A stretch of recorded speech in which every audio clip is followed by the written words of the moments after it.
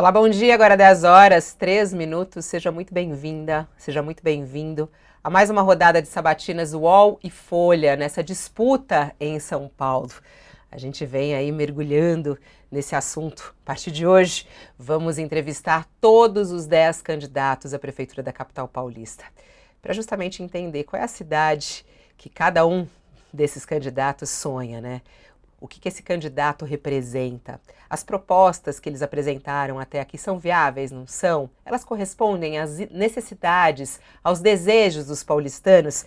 Esse é o nosso objetivo. Essa é a segunda série de sabatinas do UOL e da Folha, que estamos realizando juntos, né? A gente fez essa primeira leva falando muito mais sobre conjuntura política, ainda estavam definindo as candidaturas, e agora o objetivo dessa nossa nova rodada é tratar exatamente dos problemas da cidade, né? Ser propositiva, objetiva, e por isso a gente dividiu essa sabatina em 7 temas: educação, saúde, segurança, habitação, zeladoria, mobilidade e conjuntura política. Esses são os temas dessa primeira sabatina. E o nosso primeiro convidado é o candidato do PRTB, Pablo Marçal, que já está conosco, ao vivo, aqui pelo UOL. Comigo nessa sabatina, Raquel Landim, do UOL, e Fábio Haddad, da Folha. Olá, candidato, bom dia, seja muito bem-vindo mais uma vez aqui ao UOL.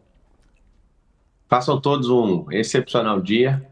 Obrigado pelo convite e vamos mudar São Paulo. Tamo junto. Obrigado, Fabiola, Landim, ao Fábio.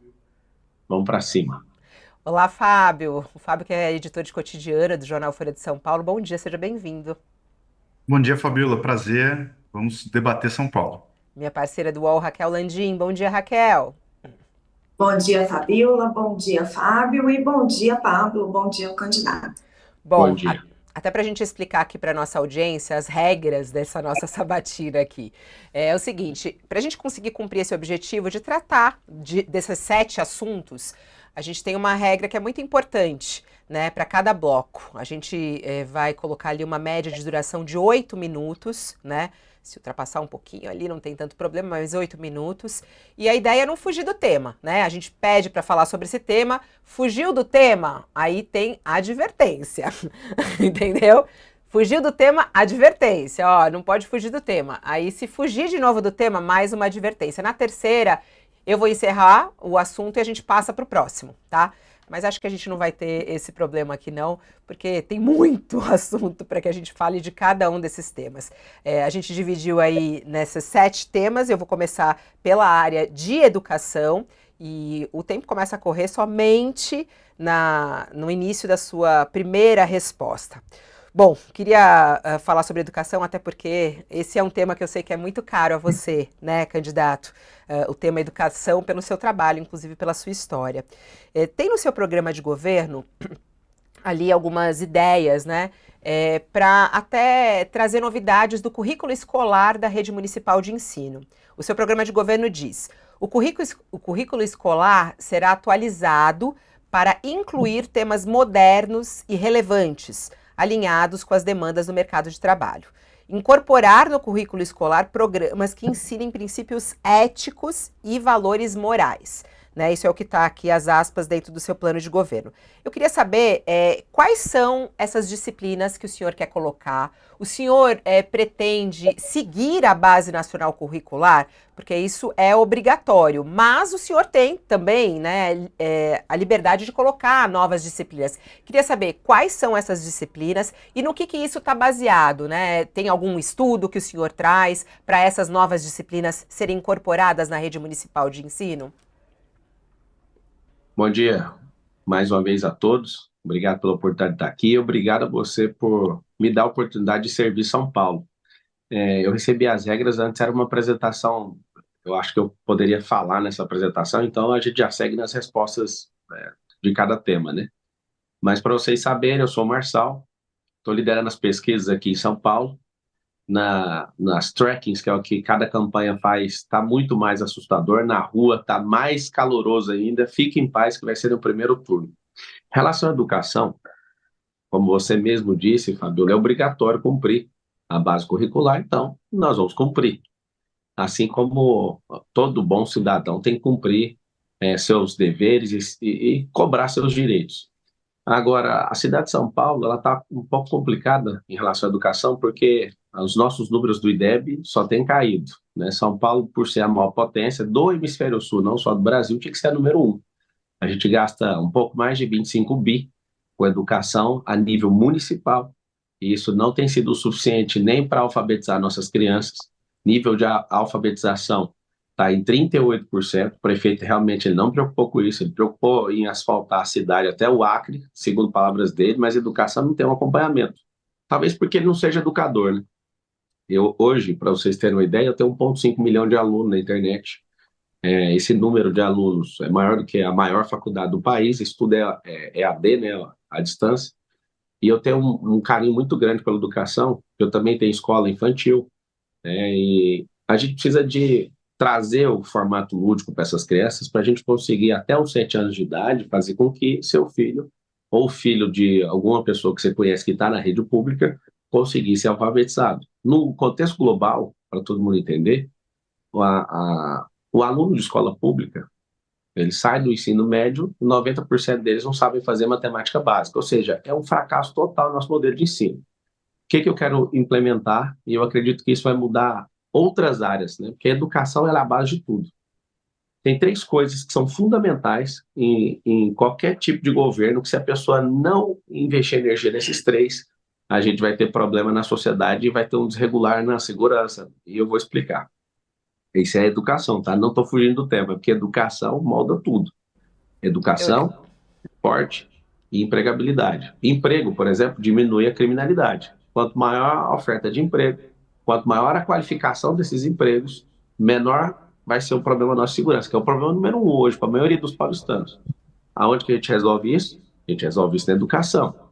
As Ô, pessoas têm que candidato, não, entender só os para 3 não, só para a níveis. gente não, porque eu sei, o senhor está trazendo todo o conceito da educação, mas a gente tem várias perguntas sobre educação que até incluem coisas que o Vamos senhor está lá. falando. Em relação a essas Sim. disciplinas, o senhor tem claro quais são essas disciplinas? Tem a primeira, que é a que mais molda o comportamento humano. Inteligência emocional, ou como é conhecido, socioemocional. De novo, isso vai impactar lá na segurança do país, vai impactar nas decisões que a pessoa toma ao invés de fazer uma besteira. Isso impacta em tudo. Então, isso tem que estar desde o início na escola pública. Segundo, empresarização. Nós nos tornaremos uma nação empreendedora a partir de São Paulo. São Paulo tem 2 milhões de CNPJs. O que é que a gente tem que fazer? A gente precisa ensinar a empresarização desde pequeno para as pessoas, para os paulistanos, porque a gente, vamos pegar um quadro de 100 empresas, até o 3º ano, uma empresa nova tem uma chance de quebrar de mais de 80%, porque a pessoa não entende como isso funciona. Ah, você quer que todo mundo seja empresário? De maneira nenhuma. Eu quero que todo mundo, com o nosso dinheiro, aprenda a fazer isso.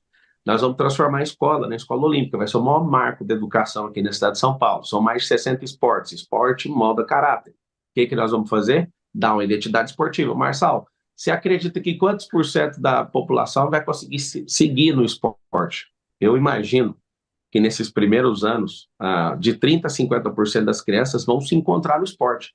Quem não encontrar no esporte, se encontra na empresarização. Quem não encontrar em nenhum dos dois, se encontra na música. E por aí vai as profissões. Mas a grande questão do Estado é fazer com que o povo tenha um caráter moldado. O que é esse caráter moldado? O esporte, ele molda caráter por quê? Porque você aprende a competir, você aprende a respeitar. Por exemplo, a pessoa que aprende artes marciais na escola, essa pessoa ela não briga, ela já não faz parte mais daquele grupo de pessoas que brigam por qualquer coisa, porque ela ganha uma consciência que ela entra para lutar, e para lutar tem que ter um ringue, tem que ter um octógono, ela respeita o próximo, isso o esporte faz. Candidato, Ela come melhor, desculpa, pode falar. candidato, desculpa, eu quero puxar esse gancho seu aí. Você está falando sobre incluir novas disciplinas. Eu queria entender um pouco justamente as ações práticas que você pretende implantar e como pretende, porque o seu plano de governo fala, por exemplo, que o problema não é falta de recurso, mas falta de gestão, de foco, acompanhamento do aprendizado, fala de casos de sucesso no país. Como o senhor citou agora há pouco, o problema do aprendizado na idade errada em São Paulo é grave. O que de prático o senhor planeja fazer logo nos primeiros meses de governo? O que o senhor vai fazer no começo? A primeira coisa que a gente tem que fazer é treinar os professores. Eu não conheço nenhum processo que vá mudar a mentalidade de alguém na ponta da criança se eu não conseguir entrar no coração dos professores. Eu não sou pedagogo, mas eu sou um professor, né? As pessoas insistem em me chamar de coach, eu não sou coach, mas eu dou aula, né? Eu sou mentor de muitos empresários, de muitos trabalhadores. Tirando 1,5 milhão de alunos, talvez eu seja mentor no Brasil hoje de 12 milhões de pessoas. E aí, alguns não sabem até medir esse fenômeno, né, que eu fico ouvindo, né? Acho até bonito vocês usarem esse nome, o fenômeno, o fator Pablo Marçal, porque eu já venho mudando a mentalidade das pessoas. Posso ser criticado, posso ser essa pessoa polêmica, estou sozinho nessa disputa, né? Estou só com o povo e com Deus, mas estava terminando até de responder a pergunta dela, socioemocional, empresarização, a questão de uma identidade esportiva, tecnologias e profissões do futuro. Nos próximos 15, 20 anos, Haddad, a gente vai perder umas 300 profissões para inteligência artificial, para algoritmo, e a nossa nação é uma nação que não migrou para a tecnologia. A gente é usuário de tecnologia. A gente não é criador de tecnologia e não vejo político, porque os políticos não entendem isso. Eles estão apavorados, por exemplo, de eu não ter um minuto de televisão, nem rádio, sem as minhas redes sociais, ainda continuam crescendo nessas pesquisas e está apavorando todo mundo. Por quê? Porque existe, de fato, um extrato na sociedade que já me ouve. E aí, o que a gente precisa na educação, para fechar a resposta da Fabíola e complementar a sua? Se a gente ensinar profissões do futuro para um garoto da favela, esse garoto vai começar a sonhar desde pequeno fazer isso. Hoje tem 3 coisas que os meninos da favela querem fazer. Eles querem fazer jogador de futebol, aí se não tiver o talento, ele já desanima. Ele quer ser MC, por quê? Olha que interessante isso aqui, que todo mundo precisa saber. Ele quer ser MC, ele quer cantar, ou ele quer ser do crime. Isso eu falo no contexto, né, a maior parte das crianças. Tem gente que quer ser bombeiro, quer ser polícia. Só que essa são os 3 maiores, porque eu estou entrevistando as crianças e perguntando o sonho delas. Por que elas querem essas 3 coisas? Ou jogar futebol, ou ser MC, ou ir para o crime. Porque os 3 apontam para a prosperidade. E é um negócio assustador. Todo mundo quer prosperar. E o que a gente vai ensinar, que a esquerda pira e surta, é educação financeira. Como o próprio presidente Lula falou, num comício aqui em São Paulo, se a pessoa ganha mais de 4 mil por mês, ela tem uma renda superior a 4 mil, ela para de votar no PT. Então esse é meu sonho, ensinar educação financeira para as crianças desde pequeno. Quando você ensina educação financeira, a pessoa não fica dependente do Estado, ela não fica mais A estabilidade. metodologia é sua mesmo, Pablo? Ou você está inspirado, ancorado em algo científico, com algum educador de peso ao seu lado? Ou é uma metodologia mesmo sua? Por exemplo, você trouxe aqui educação socioemocional, educação financeira, que é extremamente importante. Tudo isso é baseado realmente na sua metodologia ou é ancorado em alguma metodologia específica? Essa é a lógica, né? A base natural das coisas. Não precisa de falar que é minha ou de alguém que está querendo promover alguma coisa. Isso é lógica. Se a pessoa não sabe lidar com dinheiro, ela é escrava de um governo que é assistencialista. Se a pessoa não aprende... Eu já aplico isso nas minhas escolas, se você quer essa resposta. Agora, os Estados Unidos, eu vou só responder isso lá de dinheiro, eu passo para você. Eu ainda nem falei o que eu quero fazer, que é a revolução da educação no Brasil. A gente vai ter que ensinar todo mundo a ser investidor. Tem 3 níveis. As pessoas têm que aprender um trabalho, depois elas têm que aprender a empreender e depois têm que aprender a investir. São 3 níveis. E eu finalizo contando isso para vocês. Na Europa, mais de 70% dos europeus investem. Mais de 70%. Olha tanto que é drástico e por que vai ter uma revolução da educação na cidade de São Paulo. E no Brasil, consequentemente. Funcionando aqui, o Brasil é obrigado a copiar. Nos Estados Unidos, mais de 50%. No Brasil, 3%. Aí vocês vão aprender a fazer web, porque 3% é uma vergonha. Nosso povo não foi preparado para investir, nem para empreender e nem para trabalhar. A gente tá no nível engatinhando, que o trabalho é o básico. Tinha que estar todo mundo trabalhando, quem tem capacidade laborativa. Só que não está. A gente tem mais de quase 3 mil cidades no Brasil, tem mais gente ganhando assistencialismo do que trabalhando, pra você ter uma noção. Nós estamos no modelo educacional fracassado, escolarizado, precisa de educação. Você está trazendo conceitos nos quais você acredita. E eu queria perguntar das coisas práticas. Por exemplo, ensino integral.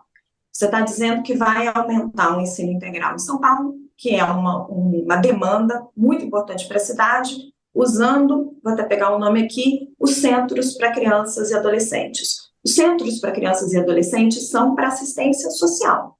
um trabalho importantíssimo, mas é para criança com problema, criança que precisa de um atendimento, e ali tem atividade lúdica, atividade cultural. É muito diferente de você colocar aquela criança 7 a 9 horas na sala de aula. Como que você vai fazer isso na prática? Como que você Escola vai Olímpica. Escola Olímpica. Custa 7 a 9 horas na sala de aula? No seu plano de governo está dizendo que é através dos centros para crianças e adolescentes. isso é mais um item. Social. Tá. Ou como que você vai fazer a escola em tempo integral? Vamos sair da teoria e entrar na prática. Vamos. Na prática, só vamos entrar no dia 1º de janeiro, que até agora é a teoria. Tem uma diferença, Raquel, de plano e projeto. Não, você precisa trazer também o Não, seu é porque você está pedindo prática, mas a prática só vai acontecer em janeiro. A gente continua na teoria. Por que é teoria? Não, mas se você discordar, não vai mudar nada aqui. A prática é lá. Não a é gente tem. É o eleitor que está pedindo para você trazer. Então, tá bom. E eu estou já respondendo. Se você puder deixar responder, está tão elegante a entrevista, eu sigo respondendo. Claro. Vamos lá. Existe plano, que aponta para o rumo, e existe projeto. No dia 6, às 20h30, eu já vou começar a rodar os projetos. Plano é uma coisa. Isso aí é um norte, para onde nós estamos indo. Depois nós vamos para os projetos técnicos. Depois nós vamos para a prática.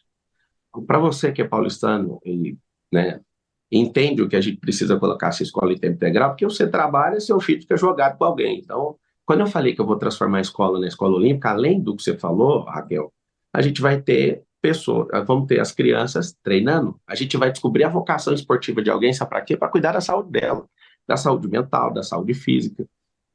Um centro olímpico custa R$1,5 milhão. Pra você ter uma noção, nós queremos fazer em todas as escolas. Não vai fazer isso no primeiro ano, no segundo, isso é progressivo, vai ser uma institucionalização de política pública para que as crianças estudem num período, na outra elas vão treinar.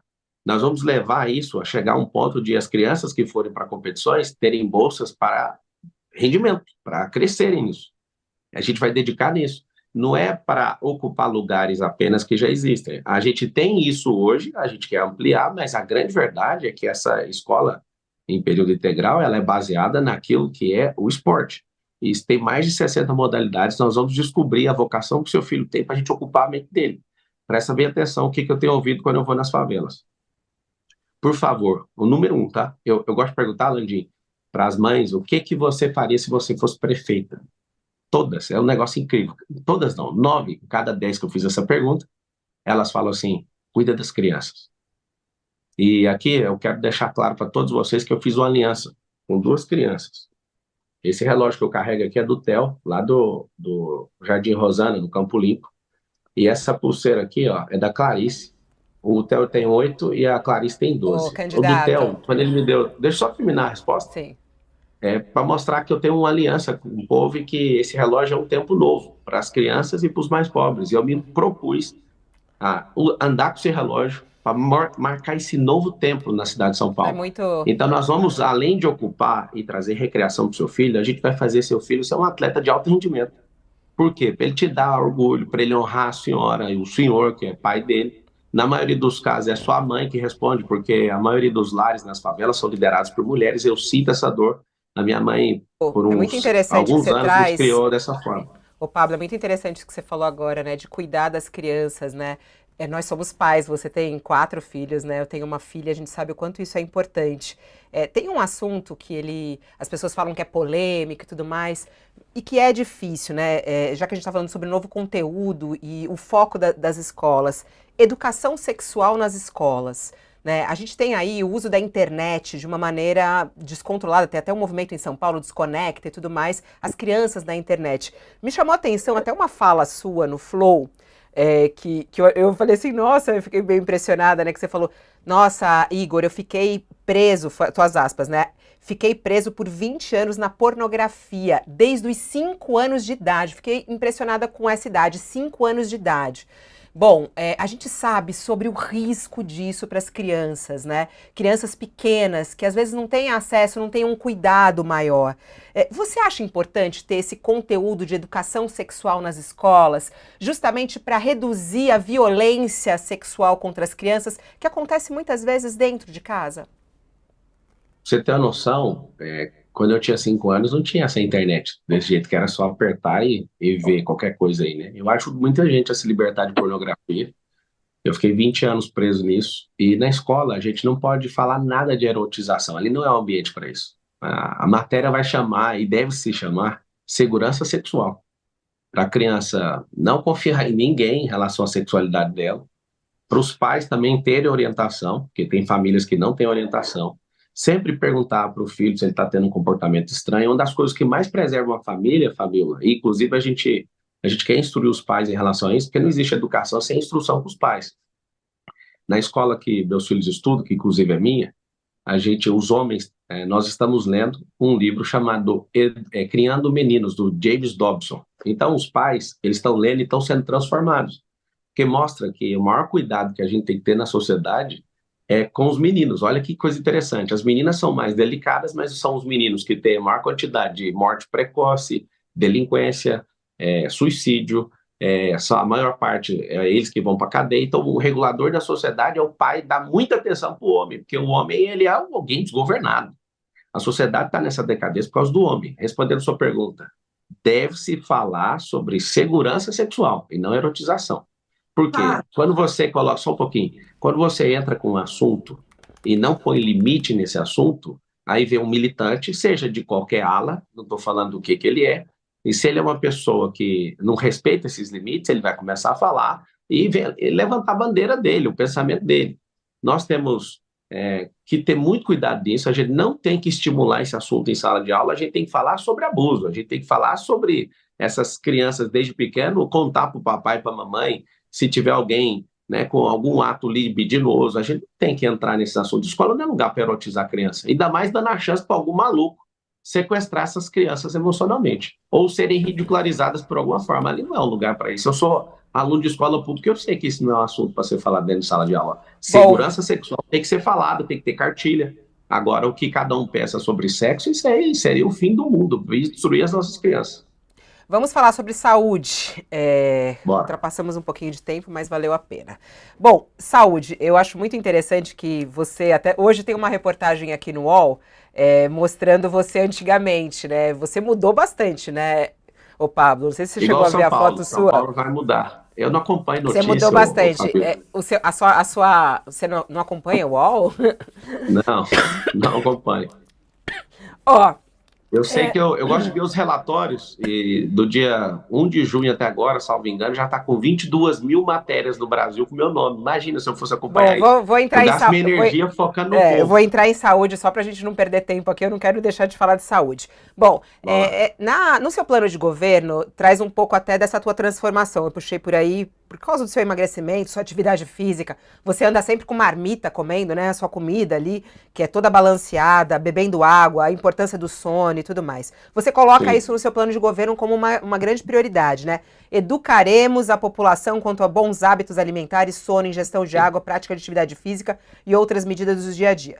A gente, né, sabe que isso é algo da elite, né? Você vê hoje a elite em São Paulo, tá todo mundo fitness, todo mundo magro, come bem, orgânico e tudo mais. Como fazer isso, né, para a cidade como um todo? Eu queria saber, você vai dar algum tipo de incentivo fiscal, financeiro, vai dar para que as pessoas comprem bons alimentos? Onde essas pessoas vão fazer atividade física? Não há espaço em São Paulo disponível nesse momento para as pessoas fazerem atividade física. E esses bons hábitos, né? Como é que vai ser isso? O sono, as pessoas passam 5, 6 horas no transporte público. Como que você vai trazer essa qualidade de vida que você promete no seu plano de governo para toda a população de São Paulo?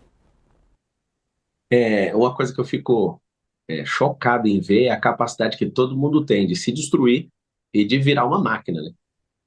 Toda hora alguém olha para mim e fala, eu estava em reunião até 2 horas da manhã hoje, e as pessoas, vai dormir que você está cansado. Eu falo, cara, só vai me encontrar cansado na lápide, se você tiver a sorte de ir no meu velório, que até que enfim o homem descansou. Todo mundo tem o mesmo estado de energia. Quando você fala assim, comer bem ou cuidar da saúde é coisa da elite. Não é coisa da elite. É porque a vida, do jeito que as pessoas escolheram viver, e a situação de falta de gestão de uma cidade impacta no resultado final da pessoa, que é a paz, é o desfrute dela. O que eu sugiro, tá?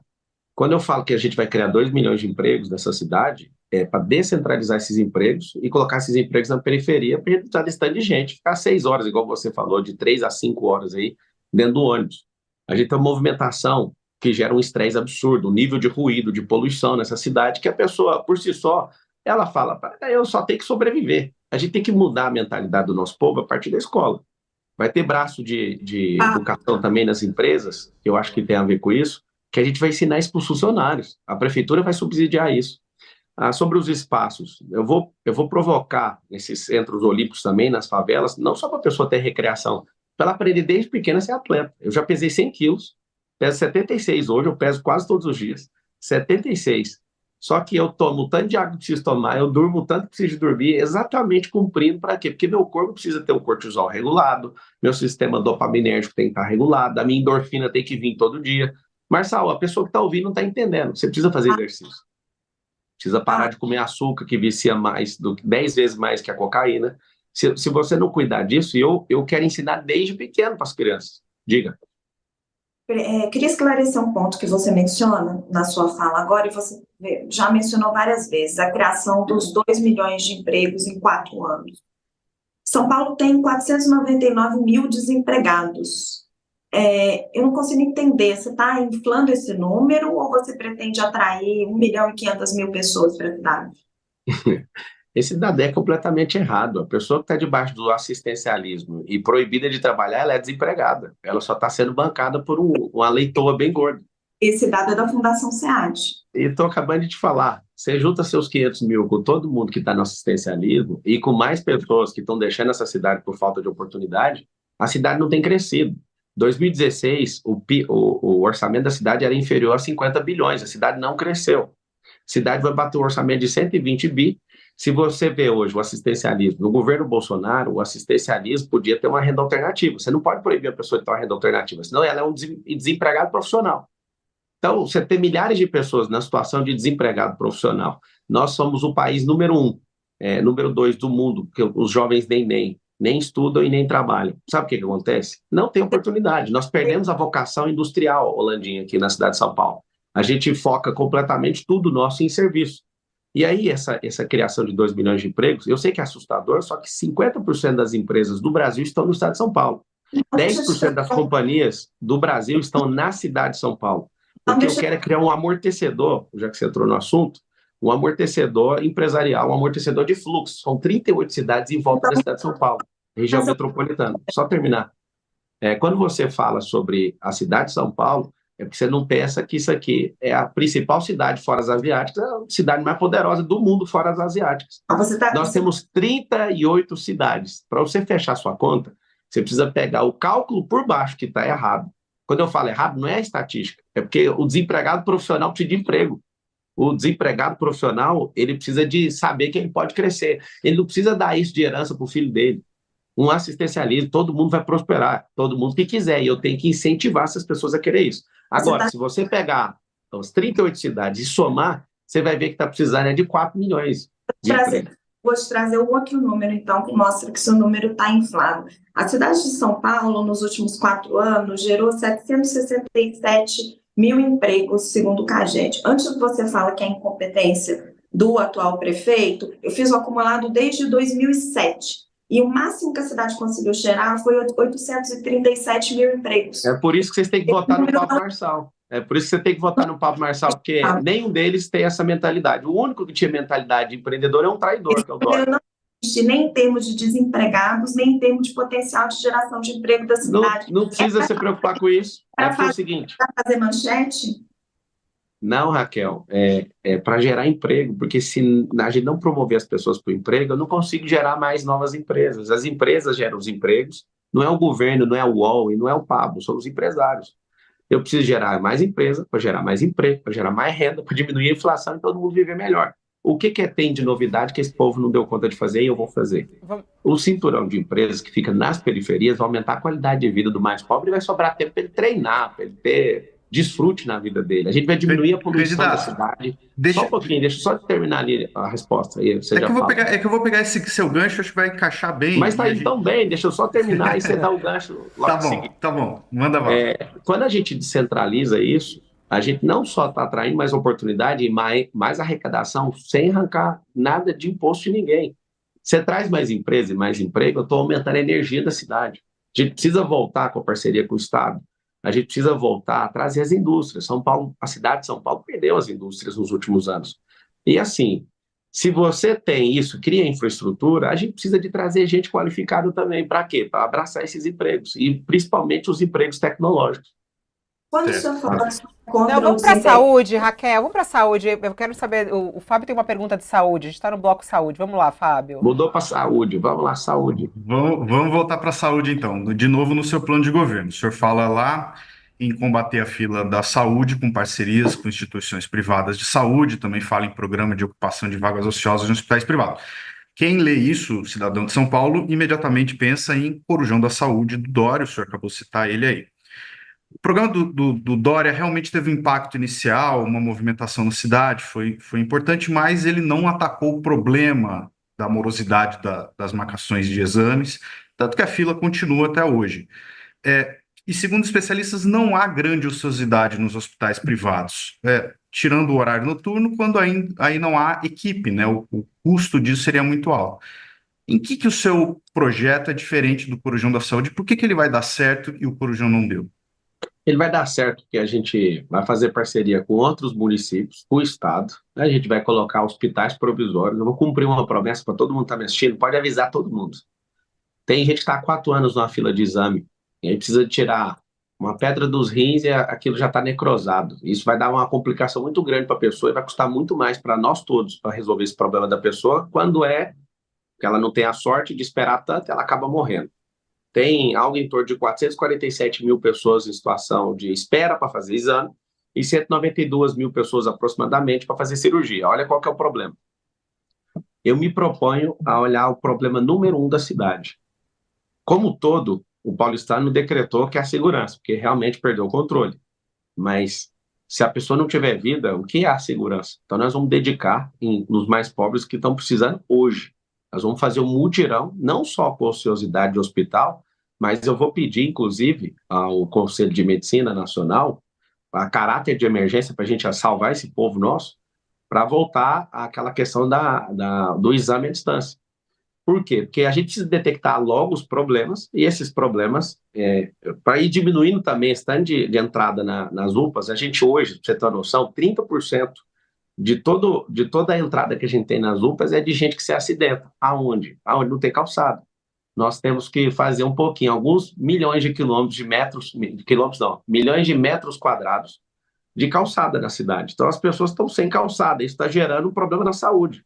Agora, você imagina, a gente ensinando a pessoa a cuidar da vida dela, no braço empresarial, né, no braço de ensino nas empresas. Ensinando desde pequeno, a gente vai ter a questão da saúde não como remediação, mas como prevenção.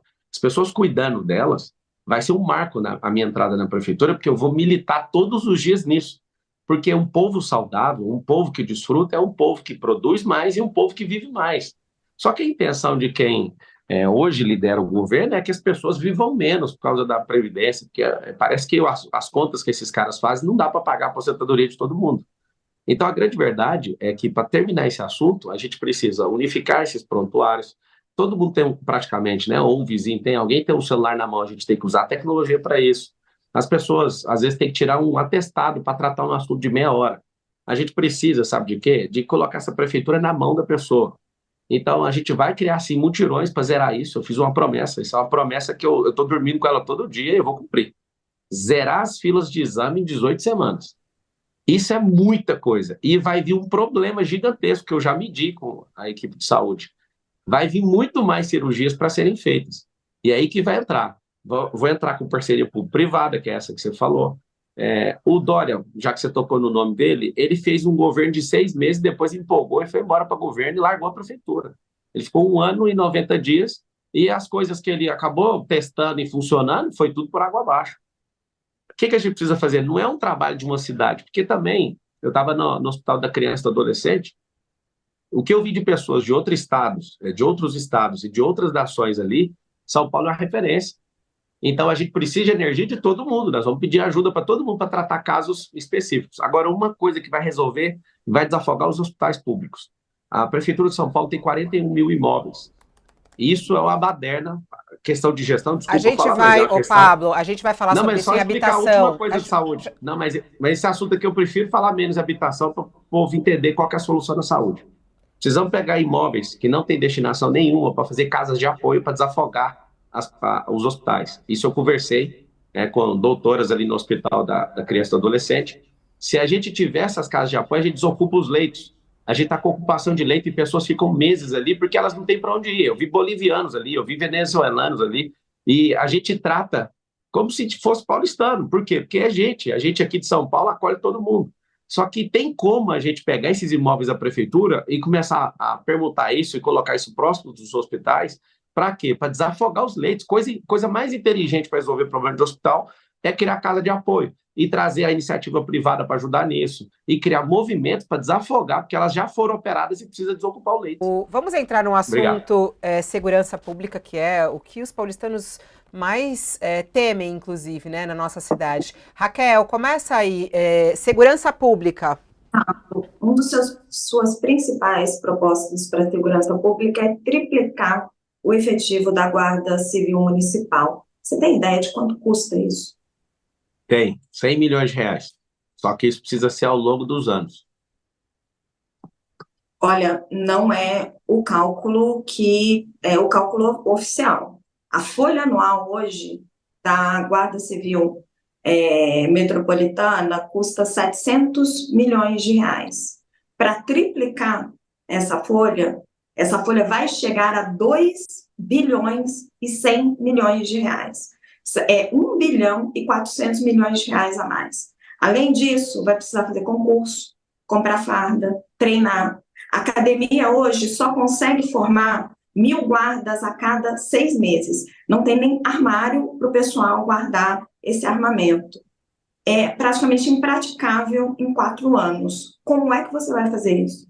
Não vai fazer em 4 anos. O problema é que todo mundo quer fazer alguma coisa em 4 anos, vai embora e o outro larga. Isso é uma política institucional. A cidade de São Paulo, ela pode chegar até 24 mil.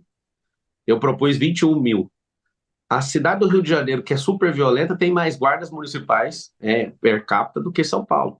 O progresso desse valor que você falou está correto a sua conta, só que a gente vai começar com esses 100 milhões de reais, que é o que o orçamento aguenta. Se não houver economia, se a gente não tirar o dinheiro da onde a gente precisa tirar, não tem como chegar nisso.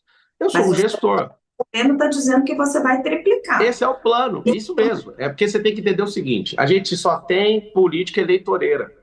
Nós precisamos de colocar a cidade no rumo para isso aqui virar a capital do mundo. Não dá para resolver nem o plano de governo nem de 4 anos. O plano é um rumo. É que não Você pode precisa de enganar o rumar para eleitor, lugar. né, Pablo? Porque quando você fala isso, é muito interessante isso que a Raquel está perguntando, porque quando fala assim, vamos triplicar a Guarda Civil, aí o pessoal está achando que vai acontecer isso agora. Eu acho que esses Não, mas cálculos é da Raquel simples. são muito Todo mundo que me importantes. pergunta igual vocês estão falando, eu sempre respondo. Isso não funciona agora. Você já mostrou a capacidade de treino, você já mostrou a capacidade de caixa. É assim, gente, é igual você que está assistindo. Você ganha 4 mil, 5 mil por mês.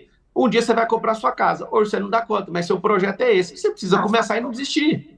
O que todo mundo tem que entender, só um pouquinho, que eu estou respondendo, por favor. O que todo mundo tem que entender é que a gente não tem uma política institucional para o crescimento da cidade, que a gente tem a campanha eleitoreira. A cidade precisa chegar nesse número. É isso que eu estou mostrando no plano. A viabilidade disso vem no 6 de outubro, não adianta. Todo mundo, eu desafio todo mundo pegar esse plano de governo, leia os 10 para você entender. São sonhos para a cidade. Depois vai para a viabilidade técnica e depois vai para a prioridade.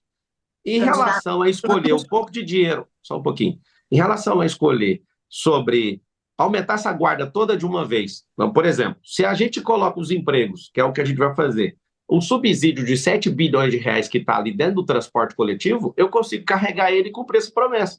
Eu preciso que vocês entendam que se não tiver a dinamicidade na questão da gestão, não vai achar o dinheiro. Agora, a progressão disso, não só isso, mas a operação delegada, inclusive aos policiais militares, nós vamos dobrar isso, tá? Por quê? Porque a operação tem dado certo e nós vamos aumentar o valor. Por quê? Porque a segurança é o item número 1. Agora, só para terminar a resposta. Como é que funciona na gestão? Tem um dinheiro alocado de forma errada.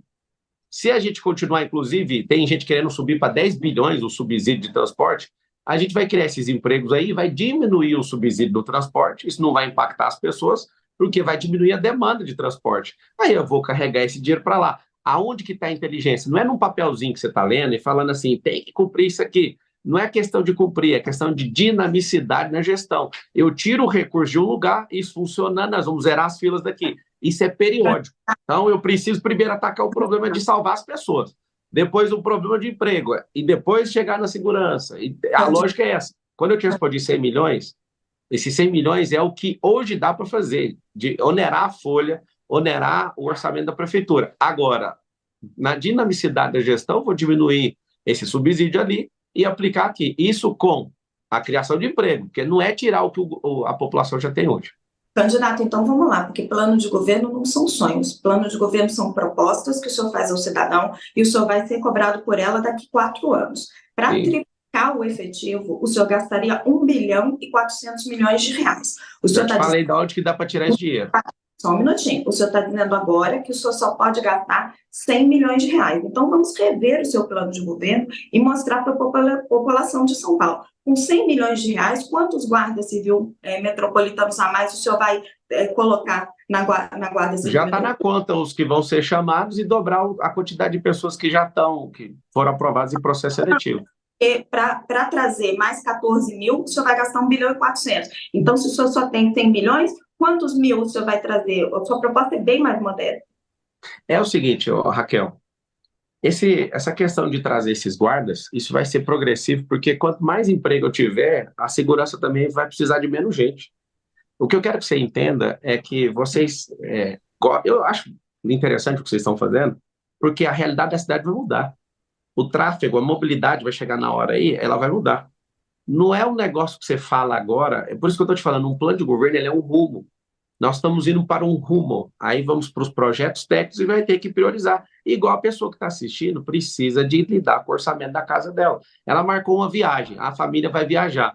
O orçamento não deu, vai ter que deixar isso para depois. A gente vai estabelecer as prioridades. A prioridade número 1 é gente.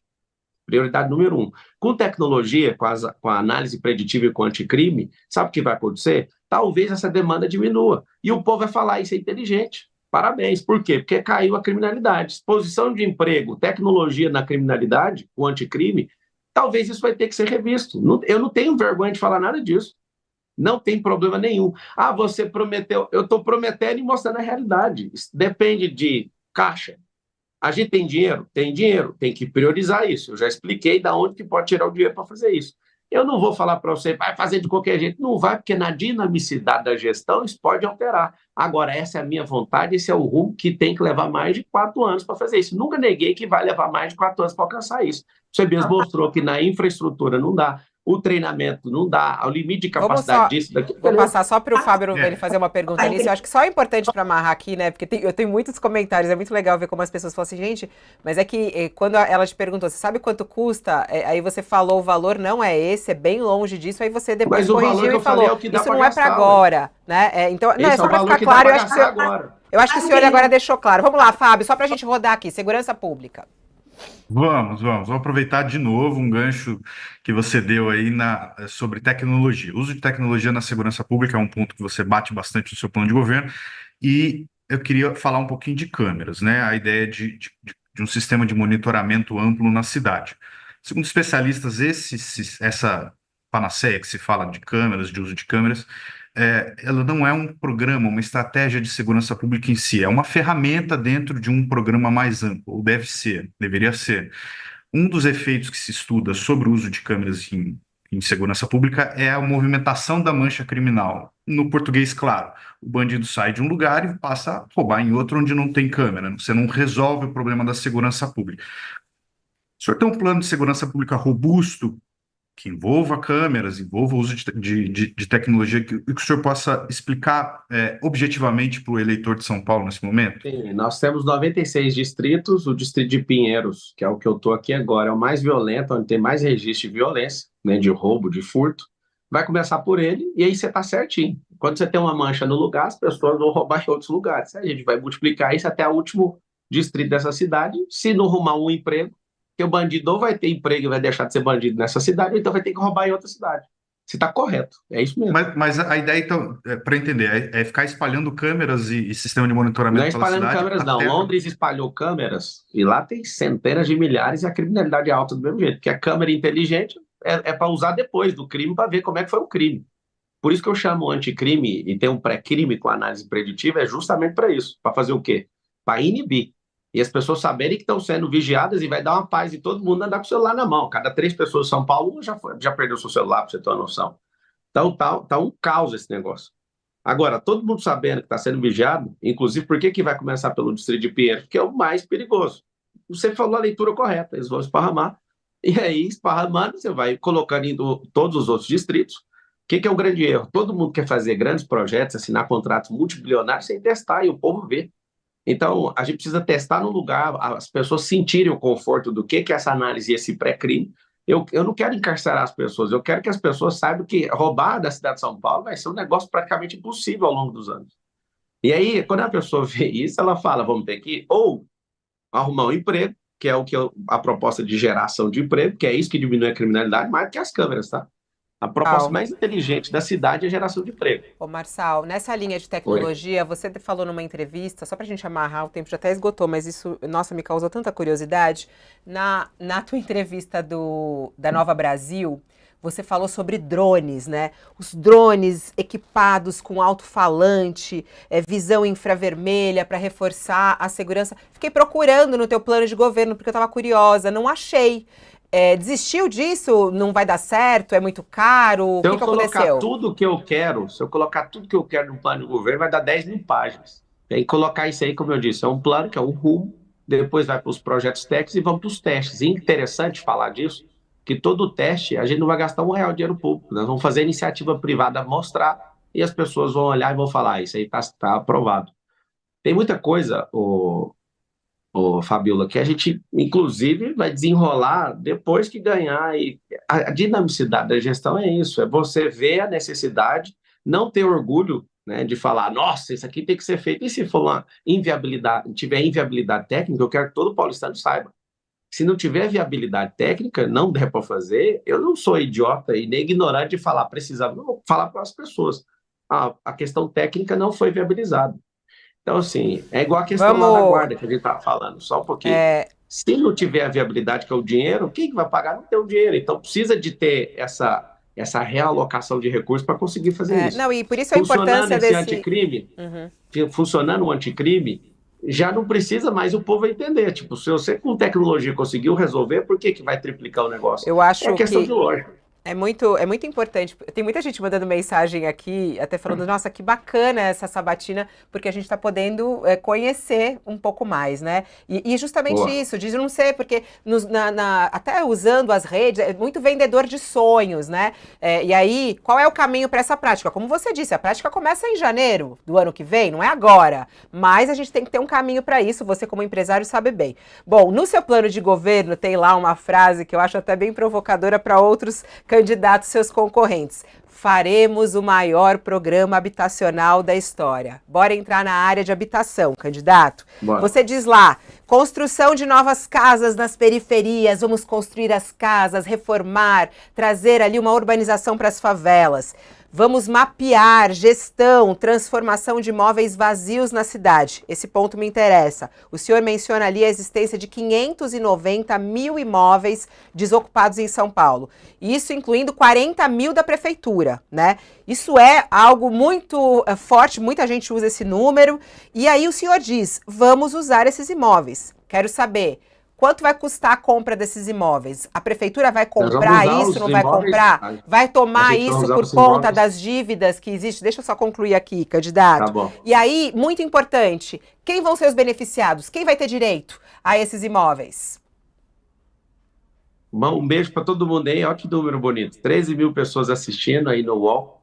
Tamo 13 junto, não, tá mais de 70 mil aqui, ó. 73 mil. Eu tô assistindo no YouTube aqui, pô, acho que deve ser outro ligar. 73 mil, não diminui a nossa audiência, pelo amor de Deus, candidato. Sim, diminui não, eu sou o único que dá essa audiência para vocês, não tem outro candidato que consegue chegar nisso aí. Mas parabéns para nós, e parabéns pela nobreza aqui. Eu fiquei curioso de ver você fazendo a pergunta e meio que interpretando como se eu fosse um sonhador. Eu tenho que assumir, eu sou um sonhador, da onde eu vim até onde eu cheguei, Foi sonhando, trabalhando pra caramba. Eu tinha um sonho de dar uma casa para minha mãe. O primeiro imóvel que eu comprei, para vocês conhecerem a pessoa que vai ser o prefeito de vocês, o servo de vocês dessa cidade, ao invés de comprar um carro para mim, eu fui lá junto com a minha esposa, a gente comprou um imóvel para minha mãe. E isso me fez prosperar muito. Com o meu dinheiro, eu tenho apoiado e ajudado a reconstruir, a desfabelizar um vilarejo ali em Kamizungo, em Luanda, na Angola, na África, em África. E eu tenho muito prazer nisso, né? Eu estou ajudando agora na reconstrução do Rio Grande do Sul, apoiei no momento de Candidato, emergência ali. só pra gente não fugir, essa história dos sonhos, eu sou muito sonhadora, você não tem nem ideia. E eu estimulo todo mundo. Qual é a São Paulo que você sonha? A gente sabe do sonho, eu quero saber dessa prática aí. Vamos falar só pra gente não perder tempo. Vamos, eu tô Como é que o senhor mostrando vai quem sou ocupar eu. esses Você imóveis? precisa sonhar com o prefeito. Ah, Deixa eu te falar. Você precisa sonhar com um prefeito que já faz com o recurso próprio dele, que ama o povo, que tem um compromisso com o povo. Ninguém vai morar em casa de lata até acabar esse governo. Você colocou os números, ninguém vai invadir imóvel de ninguém. A prefeitura tem imóvel suficiente para fazer permuta, para fazer as casas de apoio, para trocar em áreas que hoje estão embargadas judicialmente, as pessoas não podem ter melhoramento. Tem pessoas hoje numa situação de invasão que acreditam nesse tipo de conversa, só que não vai ganhar isso na justiça. Então a gente precisa ter sensibilidade e ajudar essas pessoas trocando essas áreas. Nós faremos o maior programa habitacional que o Brasil já viu. Vou explicar por quê. Tem um político chamado Iris Rezende, que já faleceu, que ele entrou o Guinness, na época dele, eu não sei se alguém bateu esse recorde, que ele construiu um único dia, numa vila chamada Mutirão. O nome da vila é o que nós vamos fazer. Ele construiu 1.000 casas num dia. A gente vai repetir esse recorde dele vários dias. Como? É um triângulo habitacional. Nós vamos desenrolar as áreas. As pessoas que hoje estão sem trabalho vão ajudar na construção disso. Os empresários vão entrar com doação nisso e nós vamos dar um cheque moradia. Esse cheque moradia, você tem que comprar material de construção ali na sua quebrada, para movimentar, porque a quebrada hoje é a ausência do Estado. Nós precisamos fazer isso. Só que por trás disso tem a liberação fundiária, por trás disso precisa de ter investimento público e investimento privado. Então, fique em paz. Eu estou falando como prefeito dessa cidade, servo de vocês. Eu vou como é que cumprir vai ser isso. a lista? Como é que vai ser a lista, por exemplo? Quem é que vai Primeira poder coisa, ocupar esses tem- imóveis? Quanto tempo para poder oferecer essas moradias? Porque é a mesma coisa que a gente estava falando aqui. Isso também é A um primeira prazo coisa que a gente de... precisa fazer, É. a maior parte do recurso, para você entender, vai vir do setor privado. É um triângulo habitacional o nome disso. Nós vamos Não é resolver o problema perigoso de se aliar às construtoras, candidato, quando a gente fala aí? Se elas ajudarem as pessoas, eu quero correr todo o perigo que for para tirar as pessoas da situação de miserabilidade. Tem gente que bateu lá em cima de esgoto. Tem gente que eu lembro de uma senhora lá na favela do Beira Rio falando para mim: essa casa aqui parece o IML, do tanto que é frio. Eu acordo no frio, fico pensando, esse frio aqui não é nada perto daquela senhora. O que ela está passando? Eu fiz uma promessa para algumas favelas que eu fui, eu vi o estado de miserabilidade, eu falei: se vocês não fizerem eu prefeito, fique em paz. Você que eu estou prometendo, você vai sair dessa vida aí, eu vou te ajudar, eu vou tirar Mas, vocês candidato, disso aí. ajuda a explicar melhor. Então, a iniciativa privada vai construir as casas, os Quem vai prédios, a construir as casas prefeitura vai, é o povo. Não. a É o prefeitura vai seguinte, bancar. Esse é um outro programa que o senhor falou lá do mutirão, né? isso, o mutirão vai Agora, o envolver a primeiro que o sociedade, senhor fala no plano, o o primeiro... cheque moradia, para É porque tá comprar Espera um misturando os pouquinho, planos. Pablo, vamos colocar. O seu plano de governo, ele tem vários pontos falando sobre a questão da moradia. Só para deixar claro para A nossa gente quer audiência, porque eles entender estão isso. aprendendo junto com a gente. A gente teve todo esse trabalho de estudar, consultamos vários especialistas, assim. A gente quer realmente saber, Pablo, porque eu não falei, essa coisa de criar o maior programa habitacional, isso é muito importante, óbvio que é. Então, assim, o senhor coloca lá, E é que por vai isso que eu tô ocupar tomando esses os imóveis votos que bons estão por ociosos, mas aí não, quem vão ser os beneficiados? Né? Isso vai durar Os quanto mais pobres. tempo? Vai ter custo de quanto? É o E aí eu acho que programa institucional, já estou respondendo. Isso vai perdurar porque vai virar uma política pública em São Paulo. A gente não vai viver nessa miséria. Nós somos o povo mais rico desse país, não faz sentido 3,5 milhões de pessoas viverem na situação de miserabilidade. As pessoas vêm servir a gente nos nossos palácios aqui do Jardim Europa, pergunta para todo mundo, um trabalha no Capão Redondo, outro mora em São Mateus, outro mora na Vila União, na Zona Leste. Eles falam: poxa, mano, por que esses caras eles passam o dia nos castelos dos poderosos e aqui está alguém que está na extrema riqueza, mas já teve na extrema pobreza? Mas, Eu sei os dois candidato, lados. deixa eu te pedir objetivamente só sobre o cheque moradia que você citou várias vezes. Sim. Qual vai ser a faixa de corte para receber? Quanto a prefeitura vai investir nisso? Qual o valor total? E se isso não tem o risco de deixar as famílias pobres mais endividadas? Elas vão ter que devolver esse dinheiro, não? Não, claro que não. O que a gente tem que fazer é converter energia para as pessoas ter paz. De novo, se você põe um gestor numa máquina pública que não quer um Estado grande nem pequeno, quer um Estado eficiente, e ele dá conta de fazer isso, alguém que já fez conta para comprar algo, por exemplo, quando eu casei com a minha esposa, a gente, numa ligação, teve que decidir se ia comprar uma TV de plasma ou um home theater. Em 17 vezes no cartão Carrefour, eu já passei por isso. O que a gente vai fazer? As famílias mais pobres, que têm renda inferior a R$ 2.000 por mês, essa é a renda familiar. E é muita gente desse jeito. Essa pessoa vai receber um cheque para reformar essa casa. Só que para reformar essa casa, primeiro eu tenho que fazer a liberação fundiária, que é liberar a escritura. A dor hoje na quebrada é que as pessoas têm que receber a correspondência lá na entrada. Não tem logrador público, não tem endereço para receber isso. Se eu não tiver isso, não dá para construir uma casa num lugar que não tem liberação. Então, a gente primeiro vai fazer um mutirão da liberação fundiária, dando escritura para esse povo. Você precisa ter escritura do imóvel, senão a gente não pode, o Estado é impedido de fazer melhoramento com dinheiro público se tiver conflito na área, não pode. Eu fui na favela Panorama, e aí eu perguntei para eles, quantos vocês estão aqui? 80. Você não fez melhoramento público, quase nenhum ali. Eu fui em Travinhas, no Alto do Paraisópolis, 30 anos, dentro do esgoto, sem melhoramento público. Por quê? Porque são áreas que precisam de regularização. Primeiro passo, precisamos regularizar as áreas. Vocês podem contar comigo, é isso que tem feito o petista votar em mim, para você ter uma noção. As pessoas confiam porque eu já faço. Eu não estou falando que quero ou que sonho, eu já faço, sei como fazer, invisto a minha energia pessoal, meu dinheiro, meu tempo, os meus sócios, meu network para fazer isso, e nós vamos fazer isso em São Paulo. Agora, o que eu quero A que última todo mundo pergunta de saiba, habitação para a gente mudar para a zeladoria. Vamos lá, Pablo. posso terminar então? Nós vamos fazer o quê? Nós vamos criar um metadado com um banco de dados das pessoas que hoje vivem aqui. Não de pessoas que querem mudar. O compromisso é com quem está aqui, hoje. Para quê? Para resolver esse problema em 1.460 dias. Esse vai concluir dentro do governo. Ninguém vai morar em casa de lata e nem de madeira.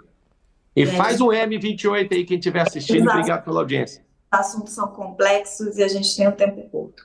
O prédio de 1 quilômetro. Você disse que quer construir um prédio de 1 quilômetro em São Paulo para atrair o turismo. E que não vai colocar R$ 1 de dinheiro público, vai ser E só da dinheiro caneta. da iniciativa privada. Na Arábia Saudita, que tem o poder de atração de recursos, né, pelos dólares do petróleo, já está demorando 10 anos. E o projeto lá está estimado um custo de US$ 1,2 bilhão. Eu queria saber quais são os investidores que você tem aí na manga que acham que vai ter retorno investir nesse prédio de 1 quilômetro em São Paulo. A construtora FG lá do Balneário Camboriú vai construir o maior residencial do mundo. Lá eles são visionários, né? Então, pessoas visionárias, quando elas se encontram e veem que isso tem viabilidade, aparecem as outras. Aqui em São Paulo, quem está disposto, quem acha que vai dar retorno? 200 famílias que se eu chamar e mostrar viabilidade como prefeito, porque tem que mudar a lei, o plano diretor, tem que mudar. É de 10 em 10 anos que ele é visitado, e essa é uma questão que eu quero criar um símbolo para aumentar o turismo, criar disrupção na construção civil, aumentar emprego. O prédio vai chamar Brasil. Deixa eu só responder, Raquel. Pode, claro. Esse é um presente para o povo. Por que é um presente? Disrupção na construção civil, geração de emprego absurda. Esse prédio eu quero que ele seja na Zona Sul, no meio da periferia, para valorizar a sua área, seu terreno, onde você mora. Hoje, São Paulo está muito concentrada. Nós precisamos de capilarizar isso, ou seja, eu quero fazer um paço municipal lá perto de Brasilândia, na Zona Norte, Pirituba, para quê? Para valorizar as extremidades da cidade. A cidade é mega valorizada no centro expandido e 100% desvalorizada por isso que vocês têm essa vida. Agora, só para você entender, precisa de gente visionária. Essa não foi a minha pergunta. Eu já respondi, eu já falei o nome da construtora que está construindo, não tem aqui em São Paulo. Essa é de Balneário Camboriú. Isso mesmo, se não tiver nenhum em São Paulo, a gente tem que trazer gente dos Emirados Árabes, porque é lá que construiu o maior de 828 metros. Você já tem? Ou isso é só um sonho? Porque, eu já te falei, mulher, eu já estou no projeto da FG, Pablo, pessoa física, eu estou no projeto. R$ 1,2 bilhão e acha que vai tirar esse retorno em turismo na Zona Sul de São Paulo. Você falou o valor errado, esse valor aí não existe para construir um prédio de 1 quilômetro de altura. Então, a gente tem que mudar todo mundo para lá, porque está barato demais a construção lá. Não falei valor errado, não, está certinho. Não está, porque não termino uma obra dessa, eu sou construtor. A metragem quadrada e a tecnologia para fazer um prédio desse não termina. O valor não está errado, não. Tá Tá certo. errado. Não constrói um prédio com 1 bilhão de reais. Não é dólar, não? 1 bilhão e 200 mil dólares, e a minha Ah, pergunta, é você porque você não falou respondeu. reais. É porque Não, você tinha falei falado reais. Então ah, volta a fita depois. Você falou Bom, reais. gente. 200 mil dólares, você não vai conseguir Resumindo, você vai ter uma sala lá, Landim. Você vai ter uma sala lá. Você minha vai fazer pergunta. podcast nesse Eu não, prédio. eu não preciso de sala lá, eu só preciso que você responda a minha pergunta. Qual que é Isso a outra pergunta? é um sonho, ou quem são os investidores que estão dispostos, que acham que vale a pena aplicar esse dinheiro e que vai recuperar isso em turismo? Eu acho que uma conversa levando 200 investidores para fazer isso. Esse é o de menos. Ninguém vai gastar Não dinheiro é, público com isso. é o que é Agora, o projeto de pé. primeira coisa, para ter um projeto desse, eu preciso ganhar a prefeitura. Porque chamar alguém para bancar um projeto sem o cara ser prefeito e sem peitar a Câmara, sem peitar o plano diretor, quem vai investir? Eu sou investidor profissional, ninguém vai investir. Num Agora, outro você precisa assunto. colocar o Marçal para prefeito no dia da Eu vingança, no dia 6 de quero, outubro. Vocês vão apertar 28 na urna que vocês vão candidato, ver o prédio. quero entrar num outro assunto Diga. que Diga. traz muita Faz o M, tristeza todo para a cidade. mundo. Traz muita tristeza para a cidade de São Paulo quando eu estou aqui nesse momento, inclusive estamos todos aqui, nós três, no centro de São Paulo, e a gente vê a quantidade de pessoas morando nas ruas. Né? No seu plano de governo, o senhor traz um número que até é questionado, até pelo próprio prefeito, de 80 mil pessoas vivendo nas ruas.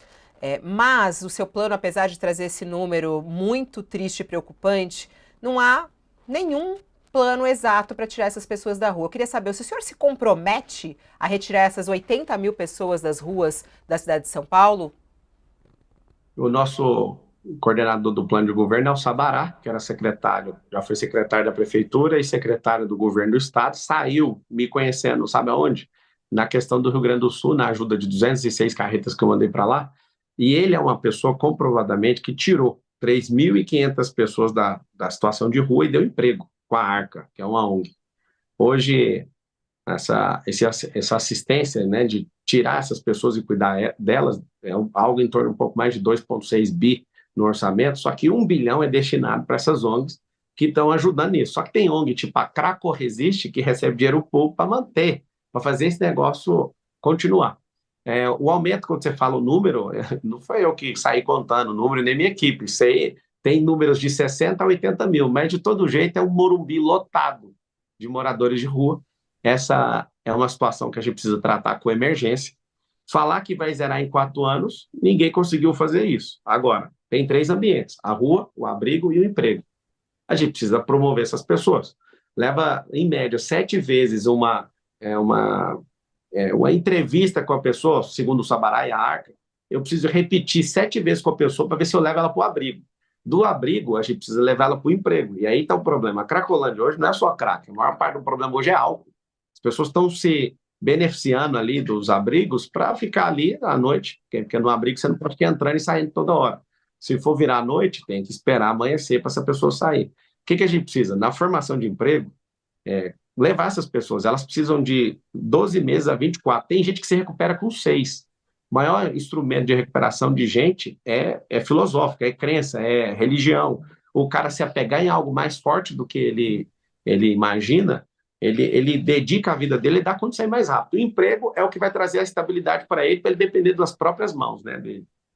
Então, o Sabará, que já lidera isso, é o cara que já tem os códigos, ele já tirou 3.500 pessoas e nós vamos fazer uma revolução em relação a isso. Mas se não tiver emprego, não tem como.